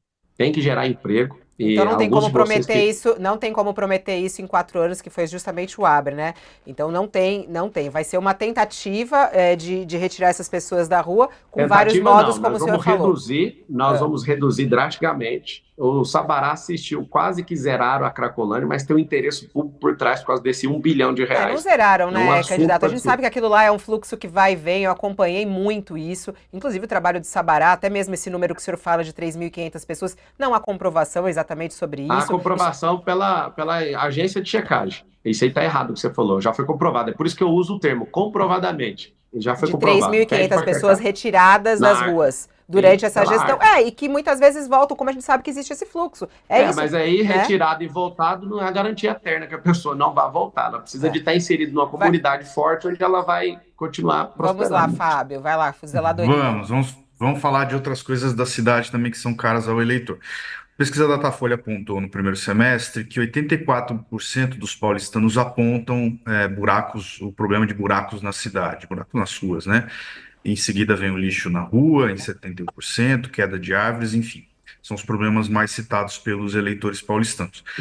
O seu plano é bem sucinto na parte de zeladoria, apesar dela estar um pouco presente em outros pontos do plano, a área específica de zeladoria é curta. E o senhor diz que vai combater o problema com tecnologia e cita o uso de câmeras pelos fiscais. Eu queria entender como as duas coisas se conectam. Se o problema, se na sua avaliação, o principal problema de zeladoria é de fiscalização. A questão das câmeras, a gente já viabilizou essa questão, não é nem criar, já tem. A gente vai colocar nos caminhões de lixo para fazer uma zeladoria com geolocalização, uma câmera 360 que vai pegar buraco no chão, vai registrar. Viu o buraco, já tem essa tecnologia. Poda de árvore, está entrando na fiação, já vai registrar. Você imagina, usar um recurso que é o caminhão de lixo, que já está fazendo atividade 1, não precisa de um carro 2 para fazer isso, então um bom gestor, ele gasta menos, né? Ele olha para recursos disponíveis e coloca eles para funcionar. Então, a gente vai olhar a questão de limpeza da cidade, calçada, poda de árvore e buraco na rua. Tudo com o quê? Com tecnologia. Isso, a tecnologia vai mapear, já dá a geolocalização em que é uma fila de trabalho. Inclusive, como eu fui atendente de call center, nós vamos tratar o cidadão de São Paulo como um cliente. Hoje, a pessoa sente que o Estado não está com ela, nem que serve ela. Eu quero criar um sistema de atendimento para a cidade de São Paulo que a pessoa reclame e tem um prazo para responder. E hoje a pessoa é ignorada, como se o Estado fosse uma fortaleza e não fosse o garçom da vida dela. Então, a gente vai mapear essa cidade inteira nisso, usando o caminhão de lixo, para você ter uma ideia. Pablo, você está propondo aumentar o número de subprefeituras de 32 para 96, para ter uma em cada distrito. Isso significa triplicar o número de funcionários, de contratos, de equipamentos. Você sabe quanto custa isso? Se fosse na conta linear, seria o triplo do valor que é gasto hoje, só que a gente vai gastar menos dinheiro. Por quê? Porque está tudo esparramado em muitos prédios, está alugando prédio que não é da prefeitura, a gente vai reduzir isso para um prédio só em cada subprefeitura, então vai ter economia. Hoje, o orçamento das subprefeituras está em 2 bilhões e 800 milhões de reais. Um orçamento para 96 subprefeituras vai para 4 bilhões de reais. O número de funcionários tem que subir para 5.440. Conta linear, que está errado. Não é conta linear, isso é uma claro que é. Não, isso aí é o seguinte, tem um aplicativo 56 que a gente vai fazer... Posso terminar a pergunta? Não foi a pergunta ainda? Não, eu deixo a resposta. Vai lá. O subprefeito é uma indicação do prefeito, mas ele tem muita influência do vereador. Você que é um cara antissistema, está propondo a criação aí de 64 cargos sensíveis a indicações políticas. Por quê? É o seguinte, hoje, do jeito que está, pergunta para o povo. E essa é uma ideia do povo, tá? Tem a prefeitura perto de casa. Nos 96 distritos, a pessoa ela precisa de ir num lugar e fala, agora vai no outro prédio, agora vai nesse. Porque você não entendeu a inteligência desse investimento. E você não pode dizer o que eu entendi ou o que eu não entendi, Pablo. Aí você está querendo ler dentro da minha cabeça, né? Se você ficar menos hostil, talvez você entenda melhor. Você que não pode tirar essa conclusão por mim. Mas aqui não é um debate, aqui é uma entrevista. Então, assim, se você faz sua pergunta, eu faço a resposta, eu te pergunto algumas coisas, a gente vai seguir na nobreza, senão a gente vai partir para a baixaria desse jeito. Seguindo na nobreza. Vamos lá. A conclusão por mim. Pode seguir a resposta. Então, tá bom, obrigado. A questão é o seguinte, se for repetir o modelo fracassado do Ricardo Nunes, que é o atual ex-prefeito, a gente vai aumentar de forma drástica. Quando eu te falei a conta linear, o que é a conta linear? A conta linear é pegar um número e só multiplicar ele por 2, né? Se você tem 32, que é 96, você vai multiplicar isso aí e a gente vai ter 3 vezes o gasto, né? Por 2, não, por 3. Não é assim a conta é simples. A gente vai pegar esses imóveis sem destinação da prefeitura e vamos reduzir o tamanho e vamos migrar para um 56, que é um aplicativo que ninguém está usando. Vários serviços têm que estar no aplicativo, só que eu quero um lugar físico reduzido. que vai enxugar gastos, você não está entendendo. Sobre a indicação, que aí eu termino a resposta, que você falou, essa indicação é sensível, isso é muito bom, porque a Câmara inteira vai estar na minha mão. Todo mundo que fica preocupado sobre governabilidade, que eu acho que é o último bloco nosso aqui, eu estou trazendo vereadores que têm cargo. Tipo, o Rubinho, que é do União, abriu mão do seu fundo eleitoral final dele, que era um grande valor, tempo de televisão para me apoiar. E vários vereadores, depois que viram ele tendo coragem, querem assumir as sanções dos seus partidos para vir comigo, porque sabe que aqui vai ganhar. Então, assim, ter isso é muito bom. A gente vai colocar gente muito séria para fazer isso, mas tudo é por você, é para você ter um atendimento, que você não tem. Eu sei que está me assistindo, que mora em São Paulo, você não tem um atendimento. Você vai ser cliente. Nós vamos tratar você como um cliente de luxo. Você tem que ser atendido. Você não pode. Você vai matar um dia de serviço para ficar rodando em 3 prédios da prefeitura. Vai ter um prédio perto da sua casa. Isso é uma coisa básica. E tem um custo, com né? 56 funcionando de verdade. Esse atendimento tem esse custo que, como você disse aí, é alto e tem que ser estudado. Eu queria ir para a mobilidade. Nosso tempo está voando e tem um assunto que eu acho extremamente importante, que são as mortes no trânsito. Eu não sei se você viu ou não os números que a gente tem do primeiro semestre desse ano, e são muito tristes. 32% de aumento, 520 vidas perdidas nas ruas da cidade de São Paulo nesse primeiro semestre desse ano. A gente tem ali, em algumas cidades que são vistas como cidades, né, do futuro, cidades inteligentes, cidades seguras, metas bem ousadas como Paris, que fala inclusive de zerar o número de mortes no trânsito. Isso não consta no seu plano de governo, algo para reduzir mortes de trânsito. Queria saber, isso te preocupa? Você tem alguma ideia de como reduzir as mortes no trânsito de São Paulo? A gente está com um problema que a nossa cidade está entre as tops do mundo, né, em violência no trânsito. Lembra que eu falei sobre o ensino de inteligência emocional? A gente tem violência no trânsito e essa violência tem a ver com a pessoa não saber dialogar. A gente tem uma violência no trânsito. Eu vi aí esses dias um cara numa Porsche matou o outro atropelado porque quebrou o retrovisor. As pessoas estão perdendo a noção do que é a vida, do que é o respeito, do que é a segurança. A gente investe isso na escola, no braço educacional, em todas as empresas. Eu quero treinar a cidade de São Paulo na habilidade socioemocional para a gente conviver junto. Sobre o trânsito de forma inteligente, a gente tem um semáforo que ele é contornado por uma cor amarela. Todo semáforo que tem esse amarelo é um semáforo inteligente. A gente precisa continuar investindo nisso. Por quê? Porque ao invés, às vezes você está parado num lugar e estar parado num lugar que não tem um semáforo inteligente, a pessoa dá uma olhada para um lado, para o outro e fala, vou cruzar para a esquerda. Se fosse para a direita, girando quadra, que é o que a gente propõe... Só olhando nessas cidades, e eu já estudei profundamente isso e também conversando com vários especialistas, o caminho mais eficaz e talvez um dos principais é a redução de velocidade. A gente teve mudanças aqui em São Paulo, por exemplo, com a chegada do Dória como prefeito, né? O Acelera São Paulo, não sei se você lembra. Ele aumentou a velocidade nas marginais. O senhor pretende reduzir? O senhor pretende... Não vai reduzir. Não vai reduzir velocidade. Na cidade de São Paulo, o senhor pretende reduzir a velocidade em alguns lugares? Nessas cidades que eu citei aqui, nós temos ali velocidade máxima de 30 km por hora. É talvez a única forma de reduzir e aumentar a fiscalização também. O senhor pretende fazer isso? O trânsito da cidade já é tão lento que você não precisa reduzir a velocidade. Já é uma situação absurda. Então, reduzir velocidade de forma nenhuma. O que a gente precisa fazer é, de novo, a gente precisa de mexer na mentalidade do povo.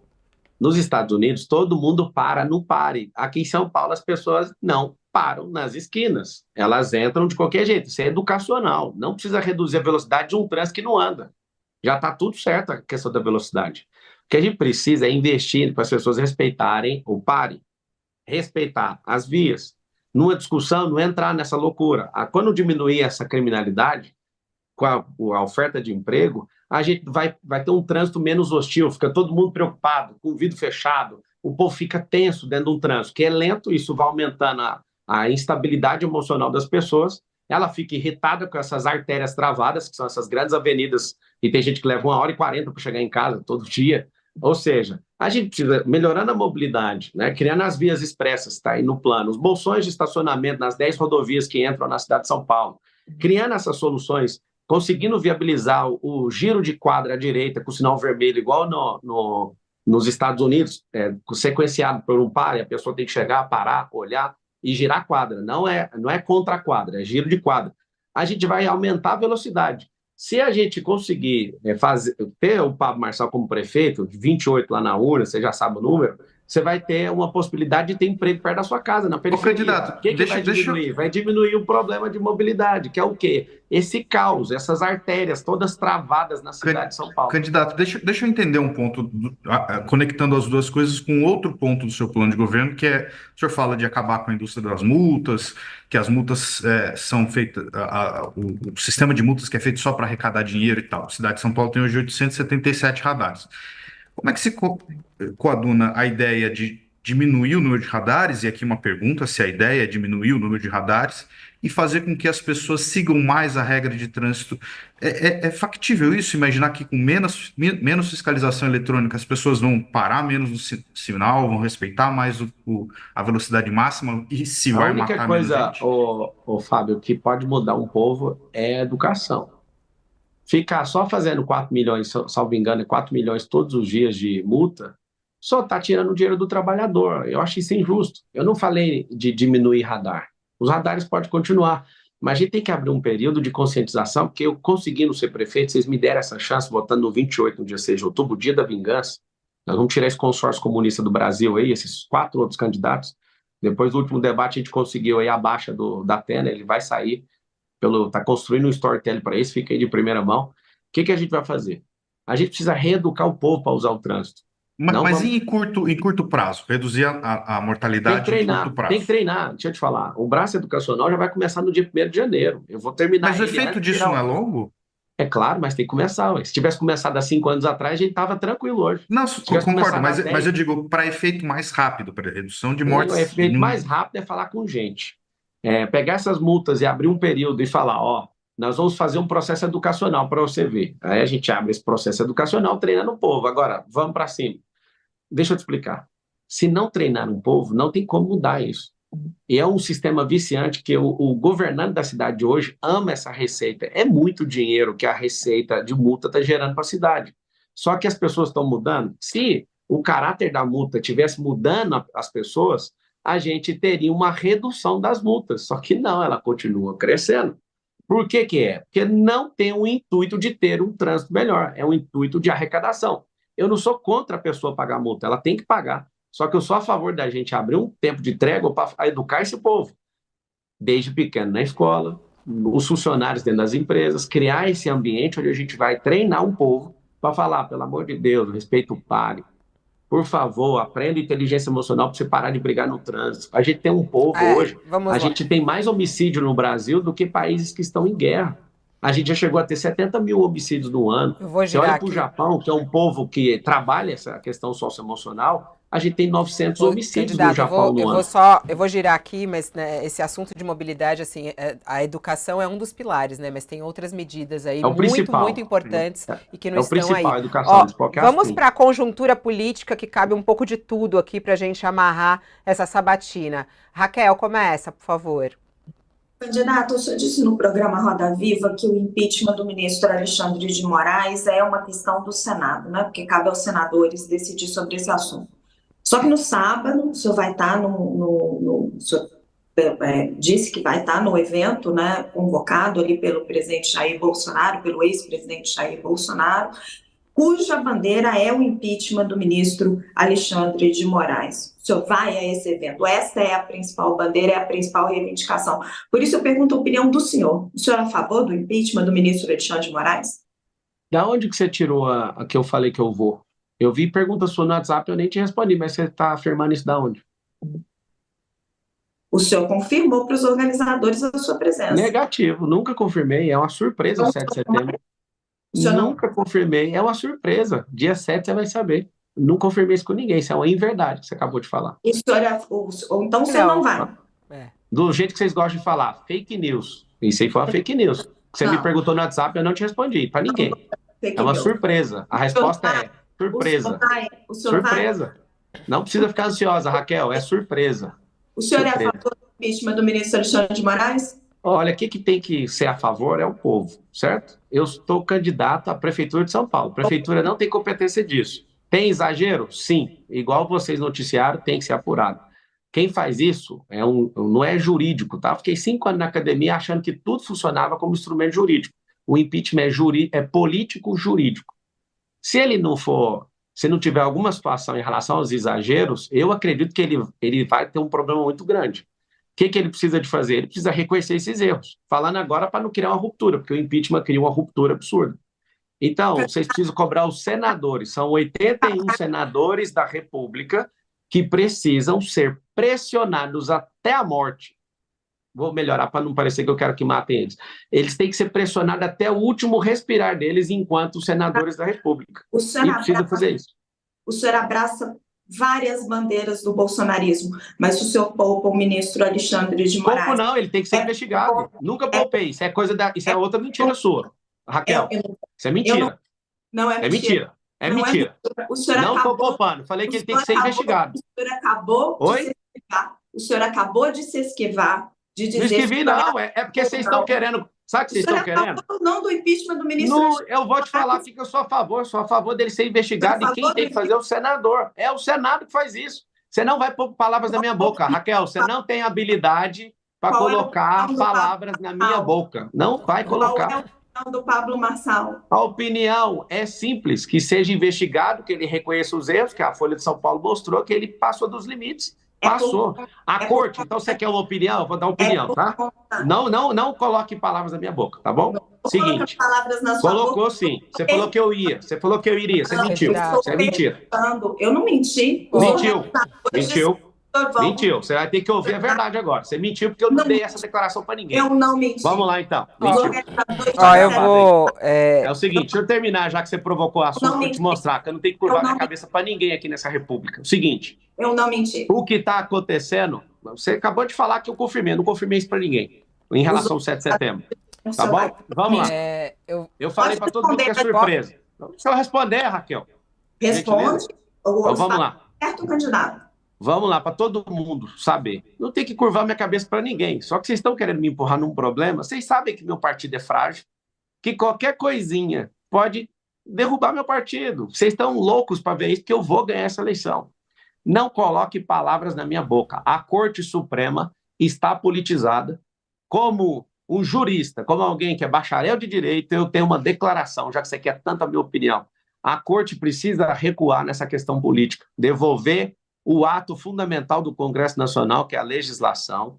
Eles legislam. Não é a Corte que tem que fazer isso. Está tendo um exagero da Corte e aqui, como cidadão, está aqui minha opinião. Eu quero que todo mundo entenda que não dá para entrar em 300 guerras ao mesmo tempo. Isso é sensato da minha parte, senão eu não consigo ser o prefeito de vocês. Eu já estou eleito prefeito do Brasil e vocês querem que eu arrume problema com a Suprema Corte.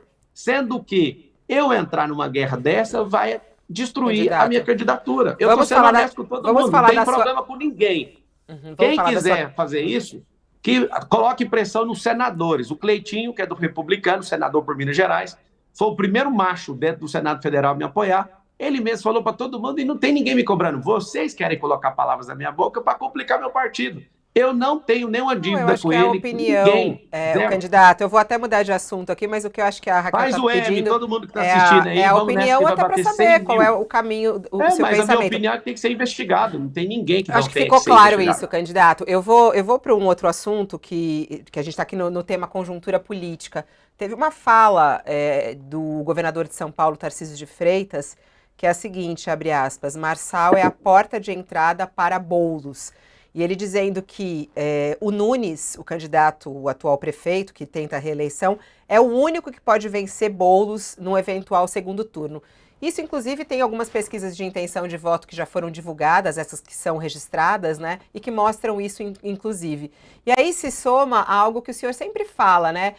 Tem que ser no primeiro turno, vamos lá no primeiro turno. Como é que o senhor vê aí essa declaração do governador de São Paulo, né? Que apoia Ricardo Nunes, dizendo, inclusive, aí que o senhor é a porta de entrada para Guilherme Boulos na Prefeitura de São Paulo? Eu acho que vocês todos, então, vão votar em mim. Todos que estão me entrevistando, porque vocês sonham em ver o Boulos como prefeito. O voto é ideologicamente secreto, falando. né, candidato? O voto é secreto. A gente não pode contar para ninguém. Se eu sou a porta de entrada para o Boulos, vota em mim no primeiro turno e a gente Quem resolve. falou isso foi, Eu quem acho que falou o isso foi o Tarcísio. governador no vídeo de campanha do Ricardo. Foi no vídeo de Eu campanha acredito que o ainda. Tarcísio está enterrando a carreira política dele com essa declaração. De fato, querer proteger um cara que é fraco, igual ele, quando um governador precisa pôr força demais, além daquilo que ele acredita e seus princípios, e já está provado que o futuro ex-prefeito, que é o Ricardo, o Bananinha, ele é um cara que não tem pujança, presidente do comando, ele não consegue tocar isso aí. Ele foi jogado aí. É o seguinte, todos precisam de saber que o Tarcísio, com essa declaração, inclusive eu quero pedir para vocês, até terminar a eleição do primeiro turno, para a gente ganhar nesse primeiro turno, que vocês relembrem o Tarcísio nas ruas e no Instagram dele e de todo mundo que anda perto dele, para ele fazer o M. Ele não é obrigado a deixar de apoiar o Ricardo. Agora, colocar meu nome no meio, eu fiz um combinado com ele de cessar fogo. Só falaria dele se ele tocasse no meu nome. Então, aqui continua o combinado. Ele tinha parado, porque toda entrevista eles estão falando de mim, inclusive todos estão falando de mim, quero agradecer, não parem que isso tem contribuído para a gente vencer no primeiro turno, porque a gente não tem televisão, fundo eleitoral, nem padrinho, nem rádio, nem nada. O Tarcísio, insistindo nessa tese dele, primeiro ele fez uma grande cagada, que falou que entre Boulos e Pablo no segundo turno ele anularia o voto, ele reconheceu isso. Agora ele faz uma segunda. Ontem saiu uma notícia que o Bolsonaro, eu nem sei a veracidade da notícia, eu estou falando pela notícia, que o Bolsonaro falou que o Tarcísio tem que se afastar. O Tarcísio é uma criatura feita pela transmissão de voto do Bolsonaro. Ele vai ter um problema muito sério eleitoral em 2026 se ele continuar nessa de me atacar, porque eu tenho representado essa frente do conservadorismo. Ela não tem dono, mas eu sou o representante forte aqui na cidade de São Paulo. Então, um recado para o governador. É melhor você defender o Banana sem falar do Homem de Ferro. Por quê? Porque senão vai dar problema para você, e eu acredito nisso, uma análise política, e eu termino respondendo isso. Não enterre sua carreira política, senão você não vira presidente nunca mais e não ganha nem para governador do estado de novo. Porque Candidato. o povo da direita, o povo conservador, não tem dono. Atacar aquilo que a gente acredita, nós somos do mesmo lado, eu te ajudei na sua campanha, você sabe disso. Te ajudei na sua campanha para governador, acreditando quando também ninguém acreditava. Quando você fala de pesquisa, já finaliza, você pergunta, ô Fábio, quando a pessoa fala que a pesquisa diz isso, a pesquisa de vocês não previa minha entrada.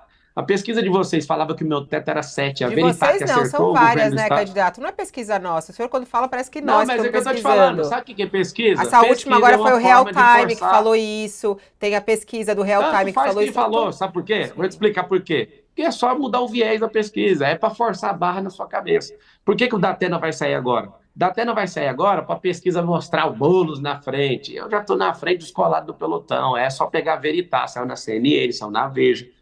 É o seguinte, não tem como segurar um movimento, é um movimento de vingança do povo contra esses canalhas, esses comunistas. E o Tarcísio está do lado errado. Respeita a palavra dele em firmar, porque parece que o Ricardo foi bem legal com ele, em tudo que ele pediu o Ricardo fez. Governador Tarcísio, vou fazer a maior parte das coisas que você está propondo, porque eu sei que você é inteligentíssimo, mas a decisão sua de tocar no meu nome é errada, porque isso vai manchar a sua carreira política. Candidato, eu queria Eu ia discutir fazer a com o pergunta, senhor. Raquel, que ele não fez de conjuntura política. Deixa só o Fábio fazer a pergunta dele. Vai lá, Fábio, daqui a pouco a gente passa. E eu peço, o candidato, se você pudesse ser bem sucinto para a gente ir para a fase final aqui. No Roda Viva de segunda-feira, o senhor começou a fazer uma elucubração sobre o Lula ser muito difícil de ser batido em 26, aí falou sobre a idade dele, eventualmente ele não conseguiu concorrer, alguma coisa assim. E aí eu fiquei com a sensação que o senhor ia completar algo, uma ideia de que se ele não for candidato, e aí eu emendo a minha pergunta, baseado no histórico político aqui da cidade de São Paulo, o senhor vai cumprir os 4 anos de mandato caso seja eleito, independente da conjuntura política, ou a conjuntura política de 26 é que vai decidir se o senhor vai até o fim ou não, caso seja eleito? Eu nunca escondi que eu serei presidente do Brasil. Eu vou mudar São Paulo para provar para o mundo inteiro, não é só para o Brasil não, que tem como o brasileiro ser o povo mais próspero da Terra. É sobre prosperidade. Eu sou o estilo de José do Egito aqui nessa cidade e para esse país. Agora, eu vou deixar bem claro uma situação. O Tarcísio apoiando o Ricardo, insistindo nisso, o Bolsonaro está certo da leitura e eu vou refazer a leitura. Sem Bolsonaro elegível, a gente tem um Tarcísio. A gente tem um Zema para vir de vice, que já pediu, tem bons governadores, o Ratinho, tem uma turma muito boa. Mas, se o Lula morrer, eu saio candidato a presidente do Brasil. Então, a única condição que eu vou colocar vai ser essa. Por quê? Eu acredito que o Bolsonaro ele vai voltar a ter elegibilidade, é remota, mas eu acredito, tinham 3 processos e ele conseguiu reverter 1, falta 2. Vai ter que ter humildade para fazer isso, reconhecer erro, pegar alguma outro tipo de sanção e resolver. É assim que funciona.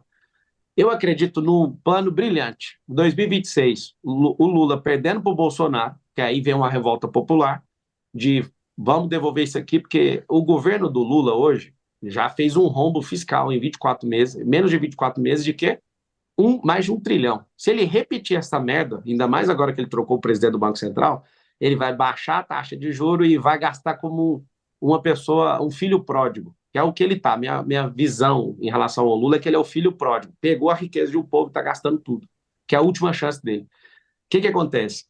Se for o cenário perfeito, Bolsonaro presidente de novo, Tarcísio governador reeleito, parando de falar essas asneiras, Marçal na prefeitura de São Paulo, é a tríplice coroa.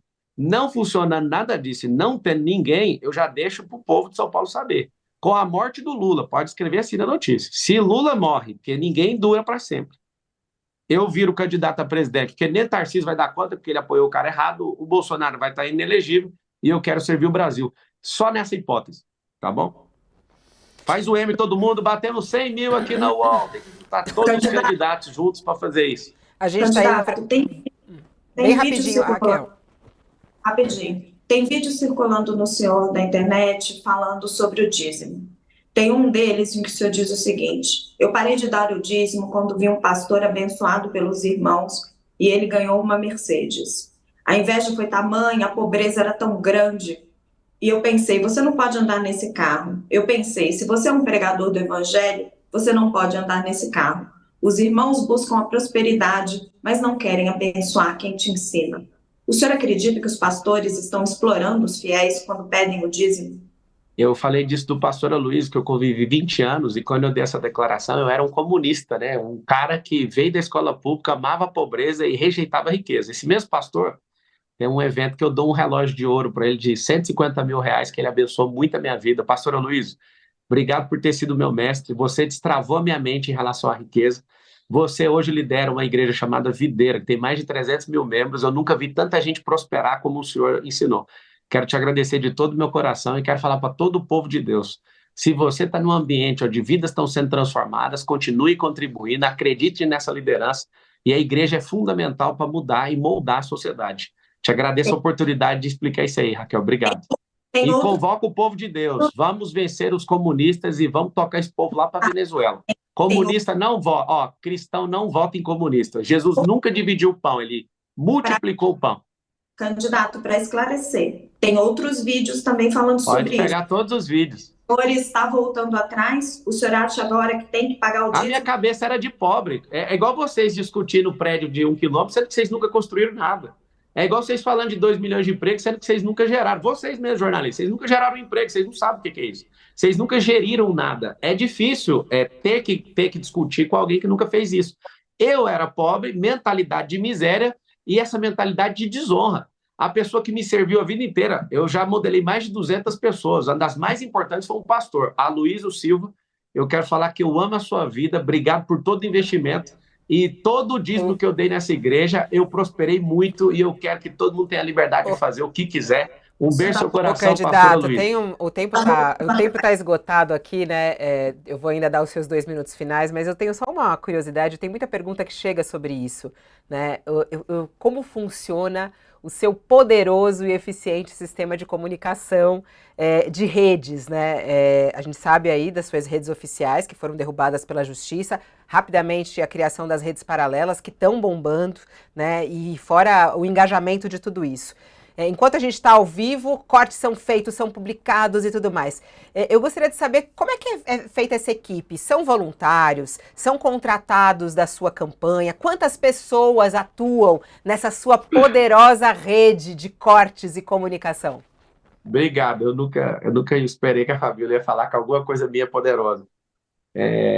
Quando acabar a eleição, eu vou lançar um canal de televisão também. Eu vou virar apresentador de TV, sendo prefeito de São Paulo. Eu vou virar o cara, ser um filantropo mais poderoso do Brasil. Esse é meu alvo. Um dia eu chorei vendo o Bill Gates doando 5 bi de dólar. E eu fiz uma oração, falei assim: Deus, eu não admito ser uma pessoa que doa menos que esse cara. Me faz prosperar, que eu quero ajudar o povo. O que acontece? Os cortes, deve ter milhares de pessoas cortando para ganhar dinheiro no TikTok. A pessoa faz o corte, a maior parte dos cortes que vocês assistem não é a minha equipe que faz.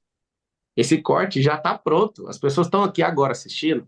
Esses 103 mil pessoas aqui que eu estou dando de audiência, eu quero que vocês lembrem disso. Quando vier os outros candidatos, isso aqui vai ser uma lástima de audiência. Tem uma grande parte de pessoas que estão aqui fazendo os cortes. A minha equipe fica caçando, 3 garotos que ficam caçando esses cortes. Tem um que fica fazendo o corte no próprio celular, só que a maior parte dos cortes e do conteúdo é o que o Facebook faz. Eu vou te dar uma aula aqui, todo mundo está assistindo, precisa aprender. O Facebook é a maior ferramenta do mundo de criação de conteúdo, só que ela não cria uma vírgula de conteúdo. Eles têm mais de 10 mil programadores ali em Palo Alto, eu já tive lá no Facebook, no Meta, e aí esses funcionários, eles só programam. Agora, conteúdo quem gera é o usuário. Eu descobrindo isso em Palo Alto, na Califórnia, lá no Vale do Silício, eu descobri o seguinte, que eu não preciso ficar gerando conteúdo. O conteúdo, ele é recortado por essas pessoas. Então, vocês vão aprender a jogar isso ainda. A política está confusa, eles estão juntando os 3 partidos políticos com os seus 3 marqueteiros para tentar me frear. Aí fica mentindo que eu sou de PCC. Mas, PCC, candidato, sabe por o que exemplo, é? nesse Patriotas momento... contra comunistas. Candidato, não, eu quero saber mesmo a prática, porque o senhor falou agora, são 3 pessoas que fazem o corte para você. O corte é mais ficar buscando o corte que já está pronto. Enquanto a gente está ao vivo aqui, você já fez 10 cortes da nossa entrevista, né? No Instagram. Sim. Quer dizer, não foi você, foi a sua equipe. Então são 3 pessoas, esses são funcionários da sua equipe, é isso? Que estão trabalhando na sua campanha. Sim, mas a maioria dos cortes, todo mundo está assistindo, os cortes eles entram. Eu vou abrir deixa eu ver se eu tenho TikTok nesse celular. Não, mas é os que estão publicados na sua rede agora, o que está na sua rede. Mas isso é tão simples, é só pegar o CapCut. O cara que está postando está aqui do meu lado. Ó. O cara está bem aqui do meu lado, ele está sentado me assistindo, ele ouve, ele já vai lá, pega um pedaço e corta. E já posta. 2 minutos para você encerrar. Vai decorrer ao longo do dia. Para eu explicar mais para vocês, eu tenho que vender a mentoria. Só que eu sou prefeito agora, eu vou parar até aqui. Candidato. Porque isso aqui é o que me trouxe até aqui, sem dinheiro público, sem tempo de TV, sem tempo de rádio, sem padrinho político, só Deus e o povo. Agora, quer aprender mais, vai ter que comprar uma mentoria depois de 6 de outubro. 2 minutos para encerrar, candidato. Seu recado final aí para a audiência. Obrigado, Raquel. É sempre muito bom falar com vocês, ao Haddad aí. Vou falar Fábio, que depois alguém vai fazer um corte falando que eu estou mandando abraço pro Tachad. Fabíola, foi muito bom. Eu acho que foi bem propositivo mesmo. Gostei, acho que essa pode ser considerada a melhor entrevista de propostas. Lá no Roda Viva, infelizmente, de 18 perguntas, 15 era só de baixaria, aí tem que levar, corte rápido, né? Mas eu agradeço ao povo de São Paulo. Eu não sou o melhor cara de São Paulo para ser prefeito dessa cidade, não. Deve ter 10 mil pessoas melhores que eu, mas não tem a coragem que eu tenho, não tem o desapego que eu tenho, não tem a inteligência emocional que eu tenho, não tem a capacidade de gestão que eu tenho. Em relação aos meus concorrentes, nenhum deles consegue vencer em absolutamente nada. Numa disputa de física, mental, nem espiritual. Nenhum. Talvez uma pessoa deve ganhar de mim na prova do Enem, que eu vim da escola pública, a pessoa estudou em outros lugares, mas fora isso, eu sou o que tem um coração já voltado para o povo, o que mais enriqueceu, o que mais pagou imposto, a pessoa que mais ajudou no Rio Grande do Sul, individualmente falando, na África. Eu quero que seu filho tenha escola, eu não quero que seu filho seja preso, eu não quero que você tenha injustiça, eu não quero que seu filho seja morto pela polícia, eu quero investir numa escola olímpica, eu quero mudar o rumo desse país, e eu estou aqui para te falar que até 2050, a minha entrada na política é para cumprir essa palavra. Até 2050, nós seremos a nação mais próspera da Terra. Eu carrego esses códigos, nenhum político tradicional tem isso. Eles não entendem de riqueza, não sabem nada de mentalidade, nunca vai mudar a sua vida. Então esparrama para todo mundo essa frequência. Eu estou aqui, eu vou ficar 12 anos na política. Depois eu vou sair e vou curtir a vida com a minha coroa, que é a minha esposa Ana Carolina, minha única namorada. Eu te amo, Carol. Obrigado pelo tranco que você está passando aí. A Carol ficou... quando ela me viu primeiro nas pesquisas, ela ficou muito mal, porque ela sabe que tudo que eu falo acontece. E eu estou aqui para servir vocês. Eu sou servo seu, servo do povo. Essa animosidade com os jornalistas vai passar. É necessário que aconteça isso. Me perdoe quem não gosta do meu perfil, mas eu sou o único que pode ajudar a mudar a sua vida. Um beijo para todo mundo. Dia da Vingança, vote 28. Dia da Vingança é dia 6. Quero todo mundo aí. Quero agradecer muito a sua participação aqui. A gente ultrapassou bastante o tempo, mas eu acho que valeu a pena para a gente entender um pouco mais quais são os seus objetivos. Muito obrigada e até uma próxima oportunidade, candidato. Dia da Vingança, dia 6 de outubro, vota no 28. Vou abrir uma live agora, hein, gente, no Instagram. Pablo Marcal por SP. Agora no Instagram. Tchau, Raquel. Obrigada. Tchau, Fábio. Valeu, muito gente. Obrigada. Até amanhã. Bom, a gente encerra aqui a nossa primeira sabatina, como nós prometemos, dividida aí em assuntos, para que a gente possa entender quais são os objetivos das pessoas que querem comandar essa cidade.